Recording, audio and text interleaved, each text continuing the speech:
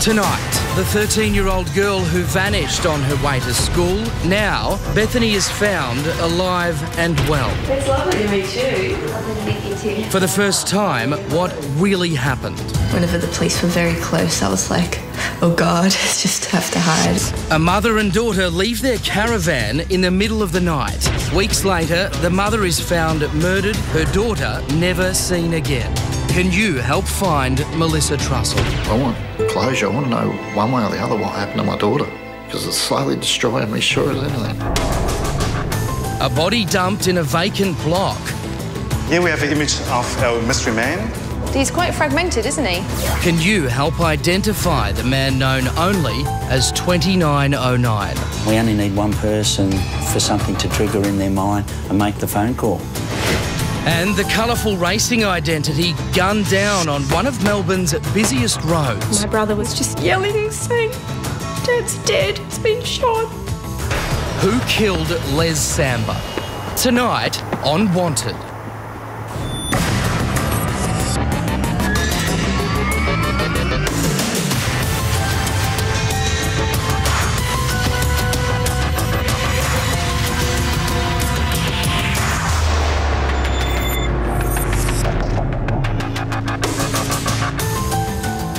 Hello and welcome to Wanted.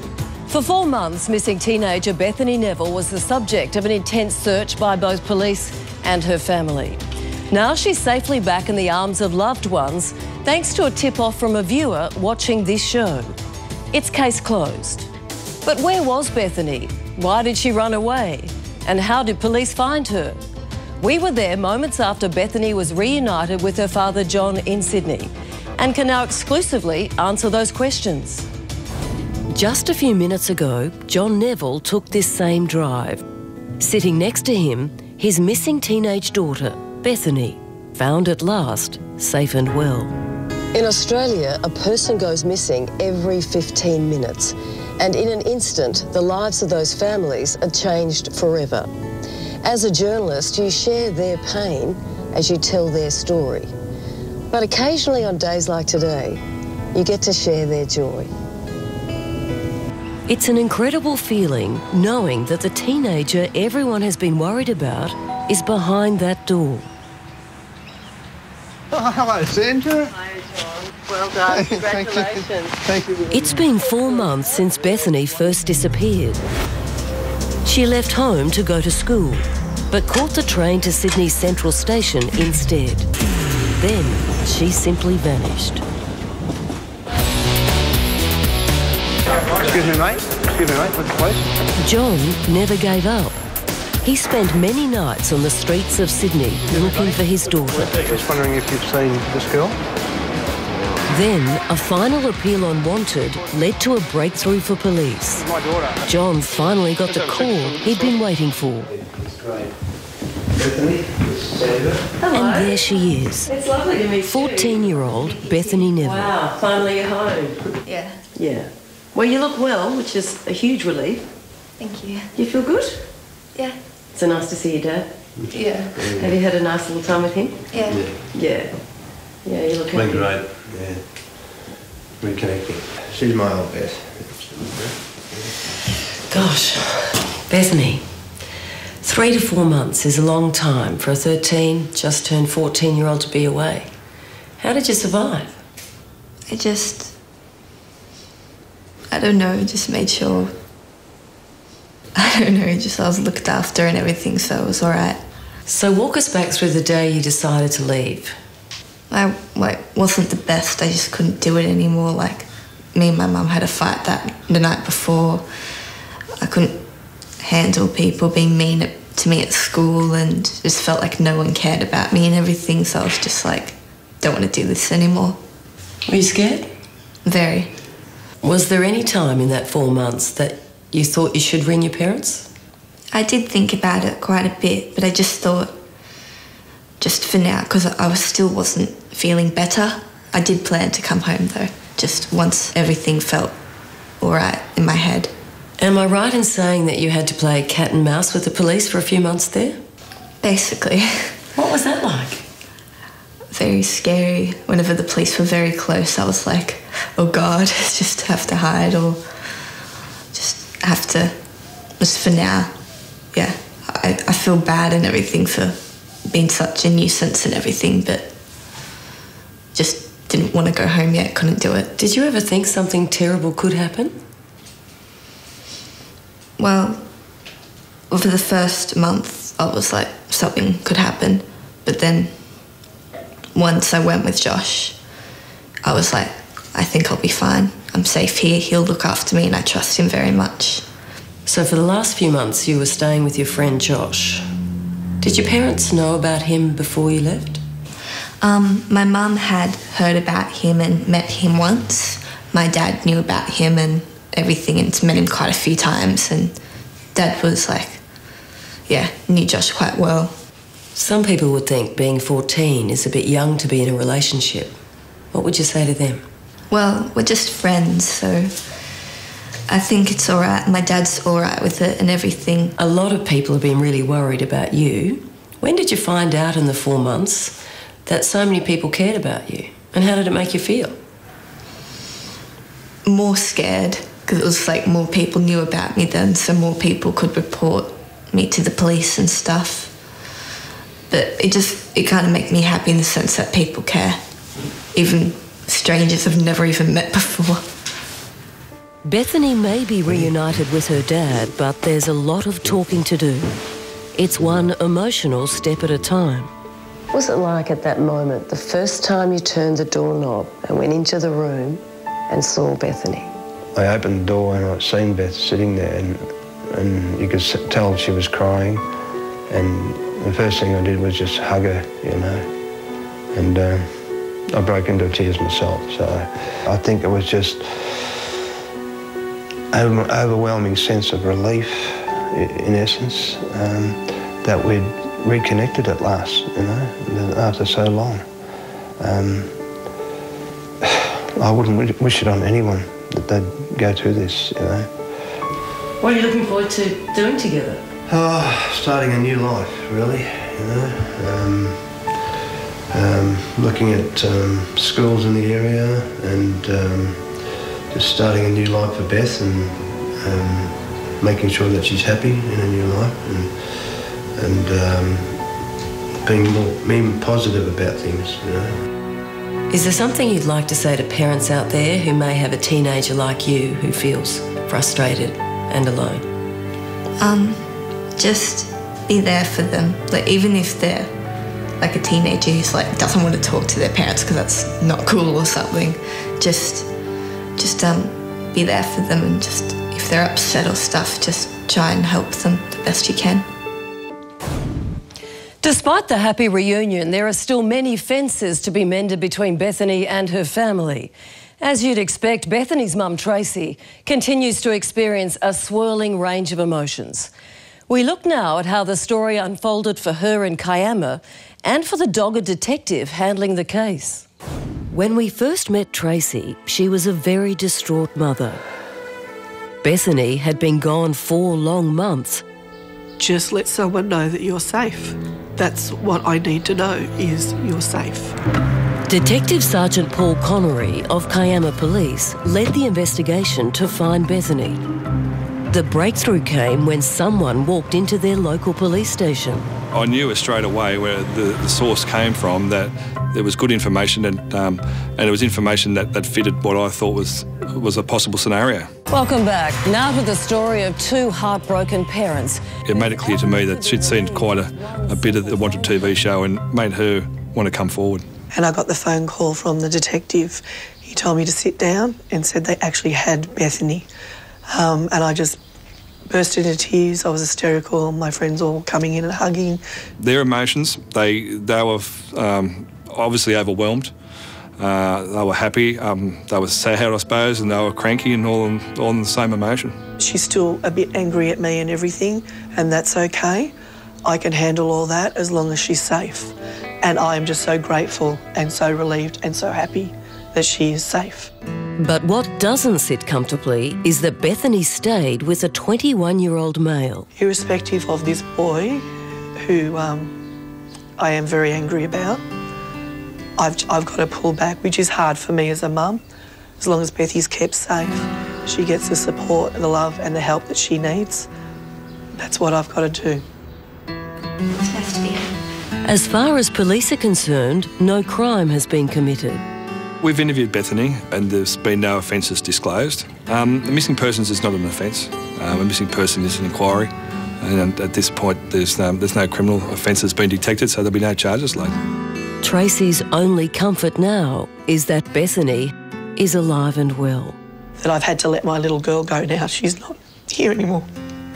In the sense that the dynamics of that has just changed. So it's a whole different ball game now. But I haven't had a chance to ease into it. It's just been thrown at me. And that's all I can do. There's not a lot except to love her. Well, we wish the Neville family all the very best at this emotional time, and those sentiments are echoed in your tweets.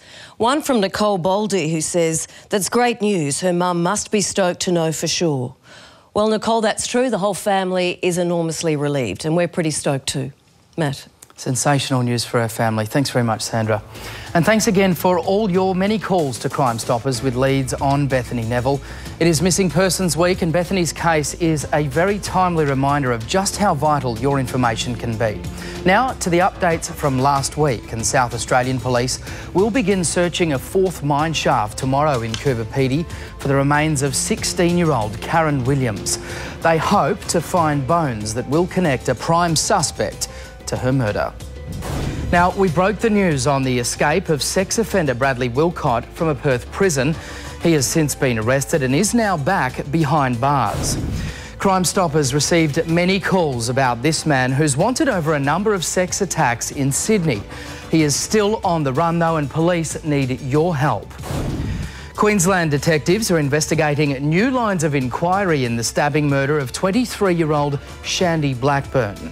Has anyone seen Shandy's missing handbag? And finally, there were calls from right round Australia on the hunt for convicted WA bank robber Ross O'Connell.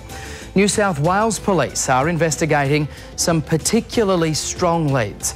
So let's hope, Sandra, that those calls continue. Indeed, thanks, Matt. Next up, another example of the dangerous mix of alcohol and violence. Here's former Detective Superintendent Terry Dalton. Terry? Sandra, we're off to a Perth pub in Baldivis. It's AFL Grand Final day last year.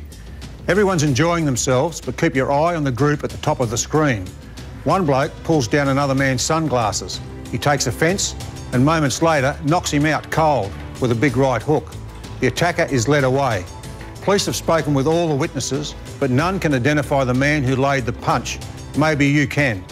Police believe the man may live in Queensland. The victim suffered a broken jaw and bleeding on the brain. Thankfully, he's now okay.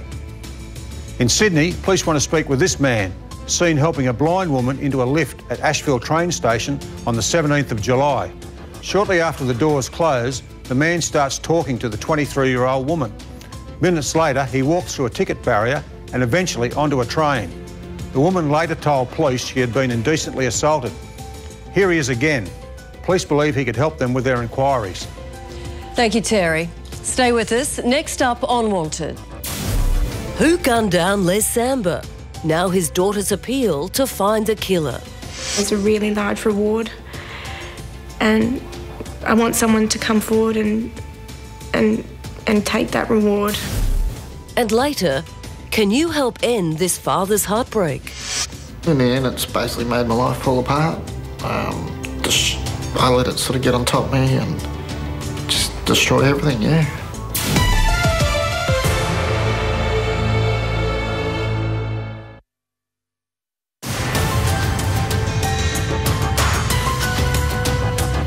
You're with Wanted. And tonight, Homicide Squad detectives in Melbourne are making a special appeal for help. In February 2011, popular racing identity Les Samba was gunned down on a busy Melbourne road. Despite $1 million reward, the killer is still on the loose. Tonight, we reveal an exclusive new lead, plus an image of the murderer. Matt Doran investigates.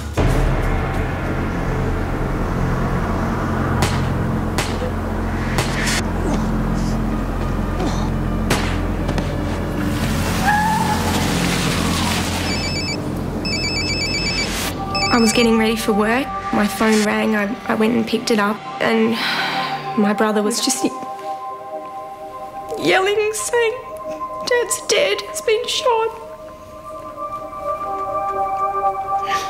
And I just remember screaming, saying, "No."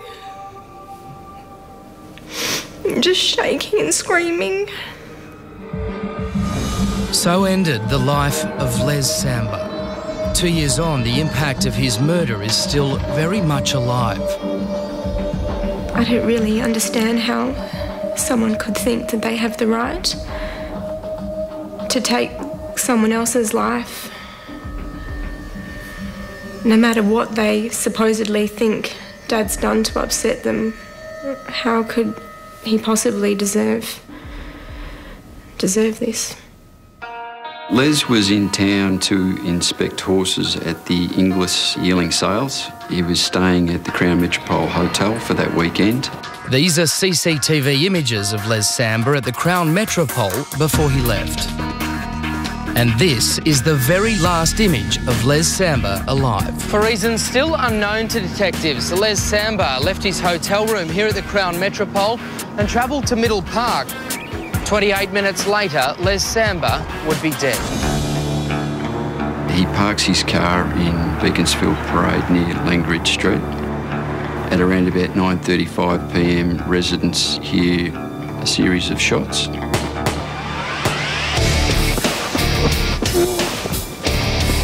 Les collapsed onto the road. The offender then caught up to him and fired at least one more shot. Witnesses observed the offender run off towards Langridge Street, and that was the last he was seen. Former South Australian trainer Les Samba gunned down in cold blood on Sunday night. So far, no murder weapon has been recovered, and the shooter remains at large. With her father's murder all over the news, the family then faced an unimaginable ordeal. Mum and I will never forget that moment. And, you know, they pull the sheet back and you have to identify him, and we spent some time with him there, talking to him, and he was so cold to touch. There have been some sustained reports in the media that Les might have had some corrupt links to the racing industry. What relevance does that have to this investigation? There is no evidence to indicate that Les Samba was involved in any kind of corrupt activity within the racing industry. Les Samba first came to prominence in the 1969 Melbourne Cup as the strapper for Rain Lover. Throughout my childhood, he was a horse trainer and he was working 7 days a week. But he always found time to spend with my brother and I and my mum. And he was just a real hard worker, and he always put us children first. He made sure we both had, you know, a good education, and he just wanted me to try and go to university and have the opportunities that he didn't have. It was hard for us not to be involved in horses. You know, it was a passion we both shared, and we would talk about horses. One of the last times I saw him was we were at the Gold Coast Magic Millions spending time together. Racing was a big part of their lives. Victoria was at one stage married to controversial jockey Danny Nikolic. Samba himself became a trainer and owner. He owned horses with people from all walks of life, including Ron Medich, who's now facing charges over the murder of Michael McGurk.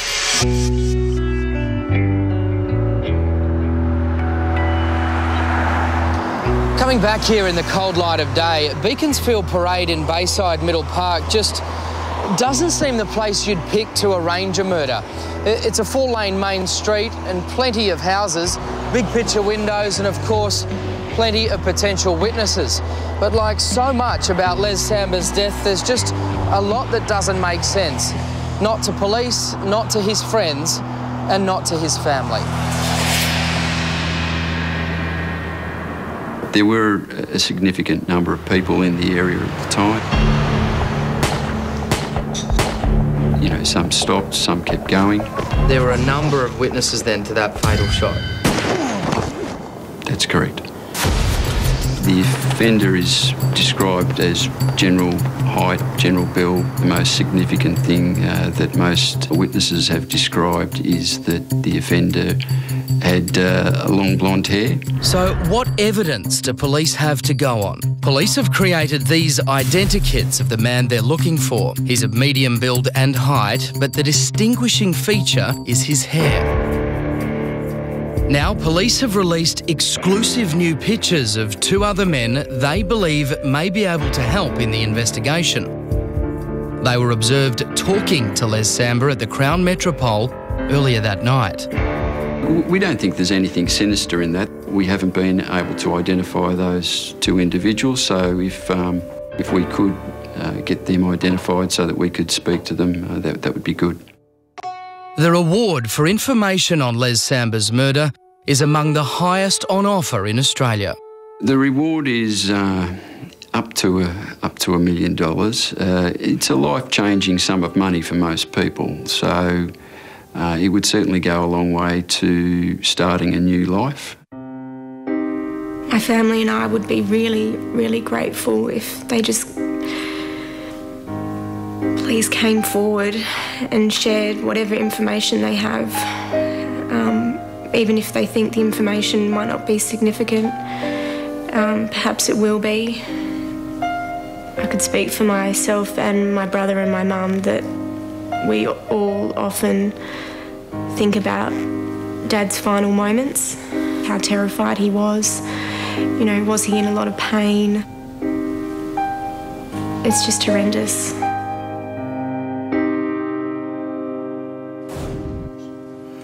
So, Sandra, just so important that there are some answers for the family here to help. $1 million award, that is a huge financial incentive, obviously, but there is another big incentive being offered in this case. It's being offered by the Department of Public Prosecutions. They are considering an indemnity here. Now, in a statement from them this afternoon, they've said that they will consider an indemnification from prosecution, any person who might be able to help identify the principal offender or offenders in the murder of Les Samba. So that's a big pledge from the DPP, and I think that could prove a big difference. Vital new clues then tonight. We have the $1 million reward. You've just given us details on the indemnity, and in tonight's story you also refer to this new security vision of two men police want to interview. This is quite important, this security vision, Sandra. It was captured at the Crown complex. We can see the men's faces there quite clearly. They met with Les Samba on the night of his murder, just a few hours before he was killed. I want to stress they are not suspects. Police just want to speak to them about what they know about his movements that night, about his state of mind that night as well, and they might be able to assist with the investigation there too. But ultimately, having spoken to Victoria, having spoken to this family, a crime of this nature tears any family apart, Sandra, quite obviously, but they live with this day in, day out, the memories, the images from that particular night, and few things are more important to them right now than seeing the killer locked up. No doubt. Critical new clues tonight. Let's hope it delivers some leads to police. Thanks, Matt. Thanks. If you have any information on the Les Samba murder or any of our cases tonight, don't forget to please contact Crime Stoppers.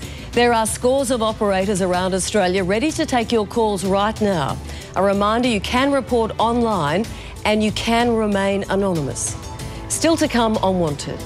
Our forensic scientist, Dr. Xanthe Mallett, on the trail of a bizarre murder mystery.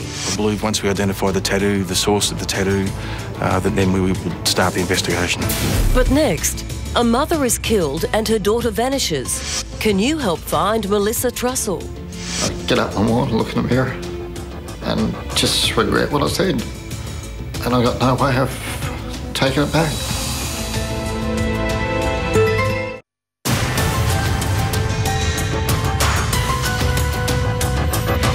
A mother murdered, her daughter still missing. It's a mystery that's baffled South Australian police for 13 years. Tonight, an emotional appeal from a father who says not knowing what happened to his daughter is tearing his life apart. Neil Mercer investigates the disturbing case of Melissa Trussell. My last words were not to call me, not have contact with me, and I never wanted to see her again. It was shock. That was the worst Mother's Day I'd had. It's basically made my life fall apart. I let it sort of get on top of me and just destroy everything, yeah. The Trussells are one big, happy family. There's Dad, Barry Trussell, wife Leanne, the boys Anthony, Hamish, TJ and Wade, and of course the girls, Melissa and her little sister, Kayla. She was like my idol. Being so young, I used to follow her everywhere when I could, and we were completely inseparable. She was just happy and always having fun and always smiling. I absolutely adored her. She was like everything to me when I was little.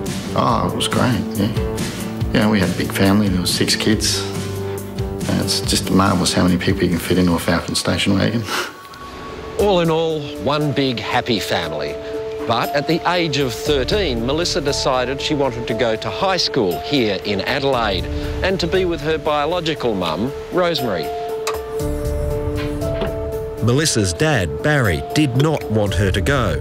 He had an argument with his strong-willed daughter.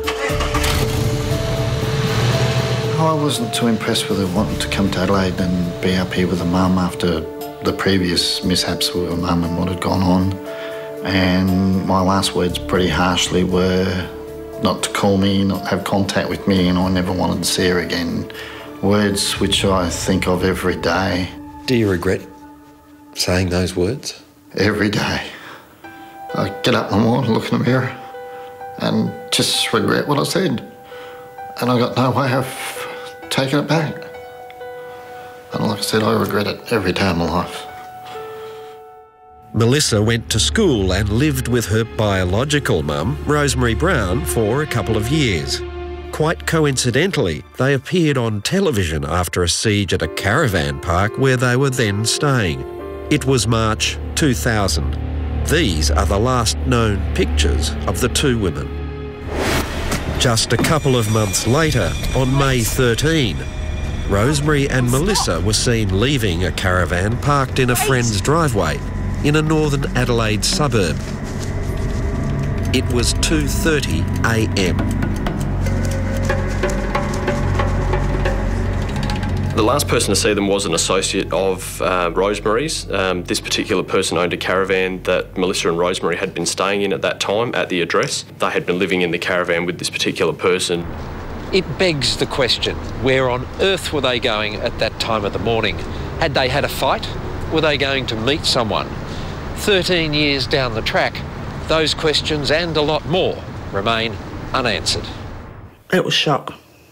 Like Barry got the phone call. That was the worst Mother's Day I'd had, because it was Mother's Day 2000 that she disappeared. As it turned out, Rosemary's handbag had been found on the day she disappeared. Some 10 days after it was found, a person watching the news saw a media release that the police had done in relation to the disappearance of both the women. She recognised that the names corresponded to the names of identification in the bag, and she contacted police.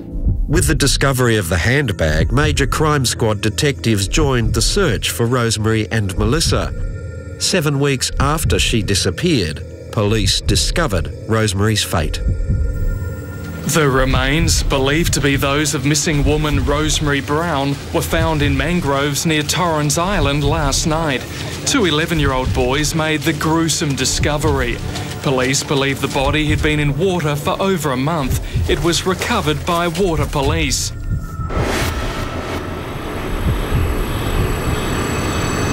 Rosemary had been murdered. For operational reasons, police won't say how, but it appears she was driven here to Garden Island, an industrial area. Whether she was alive or dead at the time is unknown. So Campbell, this is where Rosemary's body was found. Where exactly was it? So from where we are at Garden Island here, near the car park behind us, about 100 metres into the mangroves, was where Rosemary's body was found. Is it possible the body drifted in, or do you think she was placed there? We think it's more likely that Rosemary was placed here. It's quite a remote location, so certainly for her to have walked here from where she was last seen, it's a distance of about 12 kilometres. So someone has driven her into this spot? We certainly suspect that based on those circumstances. Despite an intensive search, there was no trace of Melissa. I felt relieved in one way, but I felt upset in another. Relieved that she'd been found, thinking, yes, well, we're going to find Melissa as well, but we didn't.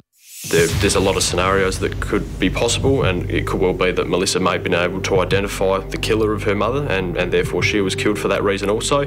It may well be that she was a witness to the murder by strangers and may have been killed for that fact. Melissa wouldn't have given a thought of herself. Would have tried to help her mum. And, you know, even if her mum had told her to run away or something like that, she wouldn't have. She would have stayed. I Google her name just hoping that something comes up, hoping to find a photo or a girl that looks like me, to be able to see if she has a family or, you know, just make sure that she's happy. Something that, you know, I would love to happen, but if it doesn't, then I'm not going to let that, you know, hold me down.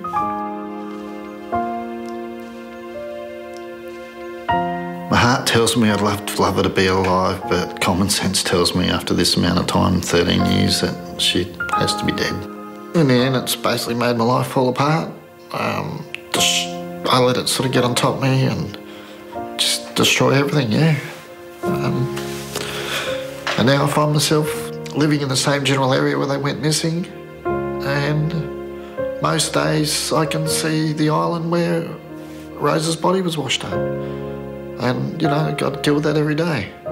There have been several persons of interest to the investigation interviewed over time, some on more than one occasion, so we'd urge anyone with any information in relation to people that are involved in this matter, urban stories, rumours, myths, we'd urge them to pass them on to police and we can make sure that we investigate it fully. Somebody out there must know something, and I just pray to God that they'll come forward, like have the decency to come forward and pass on any information that can help at all. It's gone on far too long. I want closure. I want to know one way or the other what happened to my daughter. I hate things like that.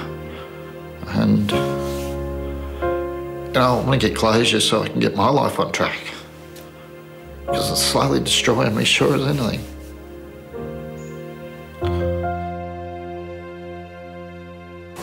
Oh, Neil, anyone watching that couldn't help but be affected by Barry Trussell's heartache. It's so sad. It is very sad in terms of emotion, Sandra. That's about as raw as it gets, I think. During that interview, Barry just unloaded, I think, 13 years of pent-up anguish, pent-up grief, 13 years of not knowing what's happened to his daughter. It just came flooding out. Melissa will be 28 now. Do police have any idea what may have happened to her? Police, well, they know that Rosemary has been murdered. They believe that Melissa might have been with her mother. She's witnessed the mother's killing, and so she too had to be killed. What about suspects then? There are suspects. There are persons of interest, as the police will say. They won't identify those people, but they do have people who they are interested in. What they want is for people to come forward, and hopefully Barry's plea tonight might move somebody to come forward with that snippet of information. Let's hope they're moved enough. Neil Mercer, thank you. And Matt Doran, let's hope Barry Trussell finds some solutions and answers tonight. Let's hope so. Thanks, Sandra. Stay with us. Next on Wanted. Help our forensic scientist, Dr. Xanthe Mallett, find a name and find a killer. And we only need one person for something to trigger in their mind and make the phone call.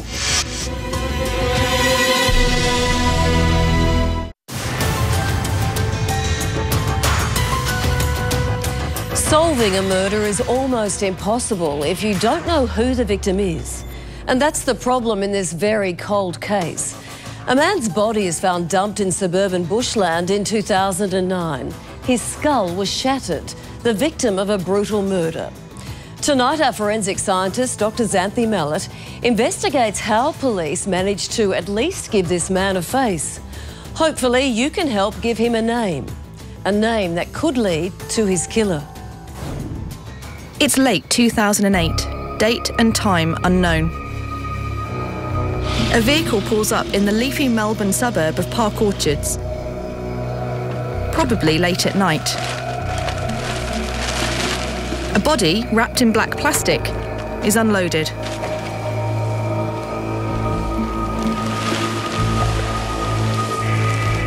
It's dumped in a vacant block by a person or persons unknown.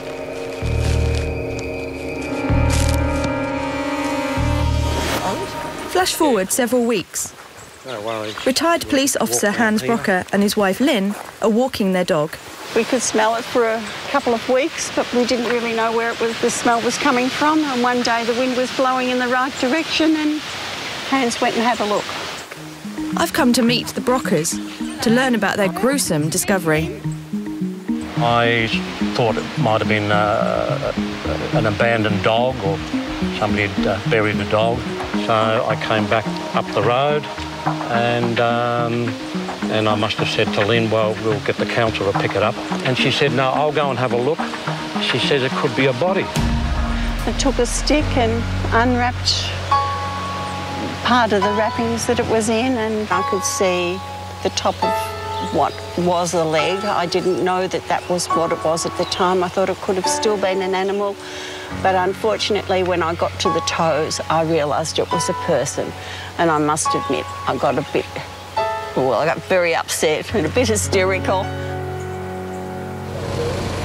The Brockers' peaceful neighbourhood is suddenly a crime scene. Homicide detectives are still trying to identify a man whose remains were found off a dirt track in Park Orchards. He's thought to be an Asian man with shoulder-length dark hair. The body is brought to Melbourne's Institute of Forensic Medicine, the morgue. He's designated 2909. I'm here investigating case 2909, the unknown male. He's been here for over 4.5 years. As far as police are concerned, they know nothing about him. So I'm going to do my best to learn everything I can forensically to make sure he doesn't remain 2909 forever. An autopsy was carried out by forensic pathologist Dr. Heinrich Bauer. He also scanned the skull for signs of injury. Here we have the image of our mystery man. Wow. Oh, he's quite fragmented, isn't he? Yes, this is a CT image of his skull, and you can see there's fractures across the frontal bones and some fractures across the maxilla as well. This horrendous attack is one of the worst I have ever seen. The scan shows at least 5 injuries. 2 blows cracked the top of his skull like an eggshell. 1 blow shattered his right eye socket. Another cracked the top of his mouth. A 5th blow split the bone in his lower jaw. Has the time death interval been established? Yes. He was dead for between 2 weeks and 4 to 5 weeks. We know 2909 was violently murdered and that his body was in an advanced state of decomposition when it was found. So what else have we got to go on? The examination of the scene indicates to us that the body has been moved from somewhere else. There's no house on the vacant block, so the body has to be actually physically placed onto the block. Senior Sergeant David Snare has been examining 4 pieces of crucial evidence found with the body. There are 2 earrings. One is a diamond stud, which was in his left ear, and also a hooped diamond earring, also from the left ear. Are they unusual in any way? Are they going to help solve this? We can't find any manufacturer of those particular earrings. Clue number 2, a pair of red shorts. Board-style shorts, they've got a particular yellow motif on the front. But they can't be traced to any store in Australia. Clue number 3, a pair of glasses that also can't be linked to any local manufacturer. As you can see, they're damaged there. So you don't know when these would have been damaged? It could have been during the assault, or it could have been damaged afterwards when he's been dumped. Then there's clue number 4. Well, one of the things that we've been centring on is the tattoo that the deceased had. It's a very distinctive tattoo of a tiger and an eagle. It covers most of his back, and we're hoping that someone will be able to identify the tattoo. I believe once we identify the tattoo, the source of the tattoo, that then we would start the investigation. So we've got a large and distinctive tattoo, earrings, glasses and shorts that are also distinctive but can't be traced. There's one other way we can identify the man whose face was extensively disfigured when he was murdered. Police turned to facial reconstruction expert Ron Taylor to try to establish what 2909 looked like. When this case was presented to you, was it particularly difficult? Ideally, you would like it intact, but we're using dental wax. It's quite easy to model and place everything back into its correct anatomical position. As Ron Taylor puts flesh on the bones, he makes another significant discovery. What struck me straight away was his 2 front teeth. There was a space, they were prominent, one tooth hung down 2 or 3 millimetres more than the other 2, so it would have been very obvious. Even when he was relaxed, you still would have seen tooth. Once we've completed the face shape, we then take a digital photograph, and that's relayed to police forensic artists to humanise. I feel quite confident that we should get an idea, and we only need one person for something to trigger in their mind and make the phone call. So this is what 2909 may have looked like. We don't know his exact age. What we do know for certain, he was brutally murdered. There's a possibility that he may not have been in Australia for an extended period of time, may not have been an Australian citizen at all. Until we can identify who this person is, we'll have difficulty in finding out why he may have been murdered. Until someone comes forward to identify 2909, his resting place is here, a fridge in a morgue. He doesn't deserve to be where he has been for the last 4 years. He deserves to be put at rest properly. So it's important that we solve this? It really is important, yes, I think so. And Xanthe joins us now. Xanthe, this is a reconstruction of the dead man's face. Yeah, this is the final product, as it were. So a facial reconstruction artist has actually built the soft tissue back onto his skull. And what I really want people to remember about his face is his front teeth. They're very unusual. The right central incisor, the middle tooth, is about 2 or 3 millimetres longer than the others, and people would remember that. Now, that would be quite obvious. What about the man's injuries? Oh, well, they're really very extensive, and it's easier actually if I show you on the CT. So what we can see here, ignore on the right of screen the starburst. That's just his earrings, which are metal, responding with a CT scanner itself. In terms of the injuries, we have 2 very extensive blows to the top of his head. A 3rd has come through his right eye socket, a 4th along the top of his mouth, and a 5th has actually completely split his lower jaw.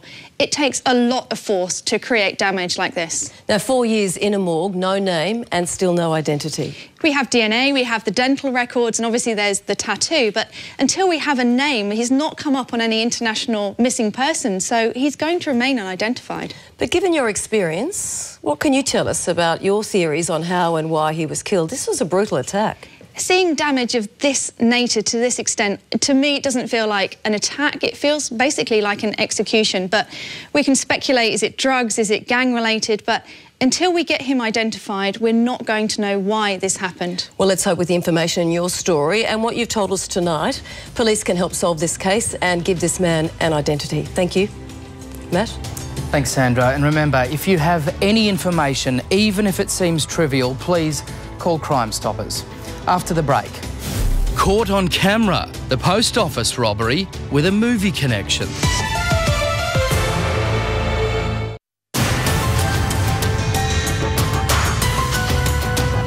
Welcome back. You're with Wanted. Shortly, your Twitter responses to our cases tonight. But first, a robbery with a twist. Terry? Thanks, Matt. This one's from Adelaide and features a bloke I'm calling the Star Wars Bandit. He walks into the Kensington Park post office, pulls out a Star Wars pencil case and allegedly demands staff fill it with cash. When he's finished there, he moves along the counter and plays the same scene all over again. Once he's got the money, he coolly walks out. Can you help identify him? The best clues are his red and black jacket and matching cap. He's also wanted for another Adelaide post office robbery and an attempted bank robbery. So, Matt, I guess you could say that the force is really after him. I guess you could say that, Mr. Dalton. Thank you very much. Let's hope they find him too. That Crime Stoppers number is on your screen. Operators are standing by right now and you can report online. You can also catch up with all of our cases at wantedtv.com.au or even suggest a story. Get all our updates on Twitter at WantedTVHQ and join the conversation using hashtag WantedTV. Now a quick recap on our cases. These 2 men may be able to help Victorian police in their investigations into the murder of racing identity Les Samba in Melbourne in 2011. This tweet on the case came in from Tyrone, who says, "I hope they find out who killed him. Sorry for his children." And from Lauren, "Victoria is brave to keep up the public campaign for her dad." Now to 15-year-old Melissa Trussell, who vanished 13 years ago. She was last seen leaving an Adelaide address with her mother who was found murdered 7 weeks later. This tweet from Alice: watching families deal with missing persons is heartbreaking. And one from Johnny: just the unknown of it all as a parent would be heart-wrenching indeed. Certainly would, and that's Wanted for another week. We hope you can join us at 8:30 next Monday when we're exclusively launching Operation Rome, the search for 20 of Australia's most wanted criminals. So don't miss it. And remember, evidence is everywhere, so if you see something, say something. On behalf of the whole team, have a very good night.